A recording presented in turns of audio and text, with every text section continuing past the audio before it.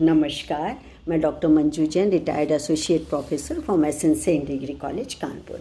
मैं पिछले कई महीनों से धर्म मार्ग नामक शीर्षक के अंतर्गत कुछ आध्यात्मिक, कुछ धार्मिक, कुछ रोचक प्रसंग को लेकर के वीडियोज़ आप तक पहुंचाती हूं।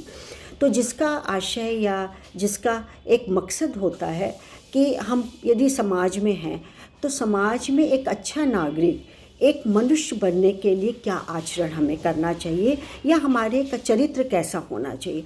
तो देखिए, हमको बचपन से ही जैसे जैसे हम बड़े होते हैं हमको परिवार के द्वारा ये सिखाया जाता है, सच बोलो, मतलब झूठ ना बोलो, चोरी नहीं करनी चाहिए, अहिंसावादी बनो, किसी जीव पर हिंसा मत करो, कठोरता मत लाओ, सोच समझ करके कदम उठाओ, धैर्य, अपने जीवन में धैर्यता का उपयोग करो।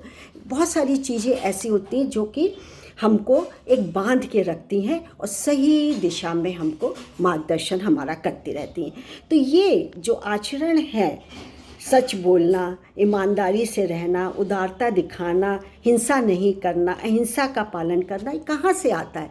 ये सिर्फ और सिर्फ धर्म मार्ग का आचरण करें या धर्म मार्ग पर चलें तभी आ सकता है।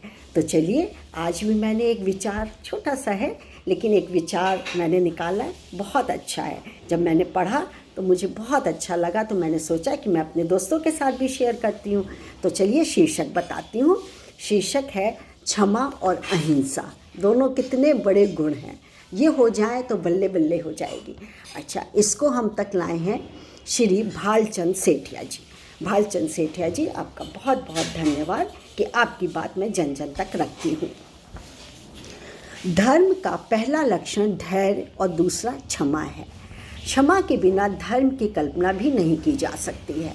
दूसरे के द्वारा किए गए अपराध को सहन करने का नाम क्षमा है। किसी के दुर्वचन कहने या मारने पर यदि व्यक्ति क्रोधित नहीं होता और न उसे पलटकर दंडित करता है तो यह भाव भी क्षमा में शामिल है। वही पुरुष क्षमाशील है जो दुखी किए जाने पर भी दृढ़तापूर्वक धर्म मार्ग से विचलित नहीं होता। युधिष्ठिर के जीवन में अनेक ऐसे अवसर आए, फिर भी वे शांत और क्षमाशील बने रहे।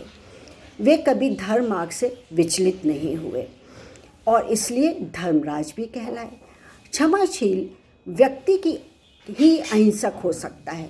मनसा वाचा कर्मणा, मतलब मन से, वचन से और कर्म से अपने शत्रु का भी अनिष्ट न करना चाहता हो, वही क्षमाशीलता है और उसी पर आधारित है अहिंसा। यह सरल नहीं वरन अत्यंत कठिन है। इसको करना कठिन है लेकिन असंभव नहीं है। इसलिए अहिंसा को परम धर्म कहा गया है।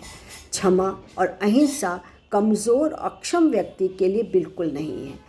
क्षमा और अहिंसा के जीवन में अपनाने से पूर्व मनुष्य को सामर्थ्यवान बनना चाहिए। मृत्यु के भय से की गई क्षमा धर्म ही की श्रेणी में नहीं आती। क्षमा निर्भीक को ही शोभा देती है, कायर को नहीं।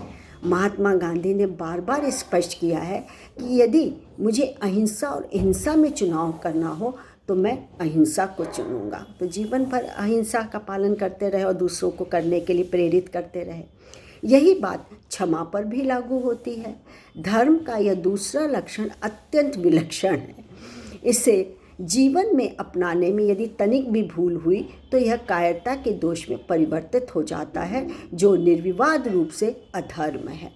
क्षमा का गुण कठिन होते हुए भी गृहस्थ के लिए तो विशेष रूप से अनिवार्य है। परिवार में पति पत्नी, सास ससुर, पुत्र पुत्रियां या अन्य रिश्तों के बीच बहुधा ऐसी बात या ऐसे कार्य हो जाते हैं जो मन में केवल कटुता ही नहीं पैदा करते वरन जीवन भर के लिए रिश्ते भी तोड़ देते हैं, खराब हो जाते हैं या दरार पड़ जाती है।